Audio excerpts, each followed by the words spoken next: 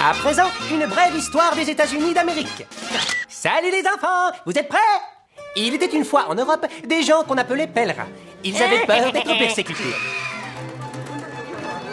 Alors, ils voguèrent vers le Nouveau Monde pour ne plus jamais avoir peur. Oh, comme je suis détendu! Oh, je me sens drôlement bien! Mais dès leur arrivée, ils furent accueillis par des sauvages et à nouveau ils eurent peur.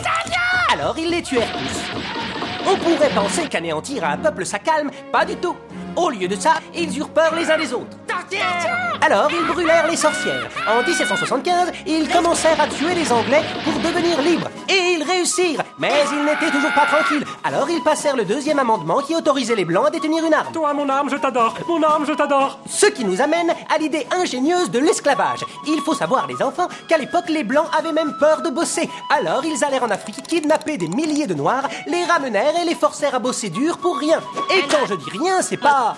Chez Walmart, je gagne rien. Rien, c'est $0. Que de cheap, pot de balle. C'est comme ça que les États-Unis sont devenus le pays le plus riche du monde.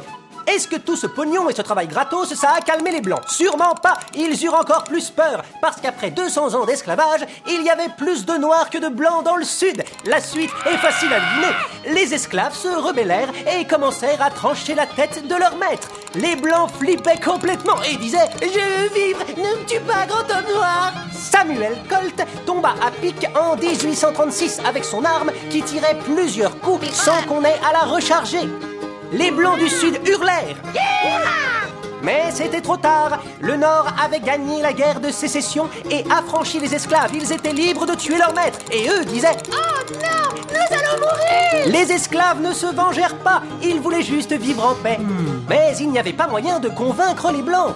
Alors, ils créèrent le Ku Klux Klan. Et quand en 1871, le KKK devint une organisation terroriste illégale, un autre groupe fut fondé, la National Rifle Association. Bientôt, le pays passa une loi interdisant aux Noirs de posséder une arme. Super année pour les États-Unis, le KKK et la NRA.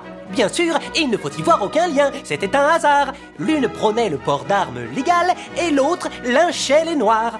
Tout ceci dura jusqu'en 1955, quand une femme noire viola la loi en refusant de s'asseoir au fond du bus. Les Blancs étaient sciés. Oh, Pourquoi elle reste là? qu'est-ce qui se passe? Il y eut une de ces pagailles. Les Noirs exigeaient des droits et les Blancs balisaient à mort et hurlaient « Sauvez-vous! Sauvez-vous! » C'est ce qu'ils firent. Ils s'enfuirent vers les banlieues où tout était blanc, sûr et propre. Ils s'achetèrent 250 millions d'armes, posèrent des verrous et des alarmes chez eux et des grilles dans tout le voisinage. Enfin, ils étaient rassurés dans leur petit nid douillet.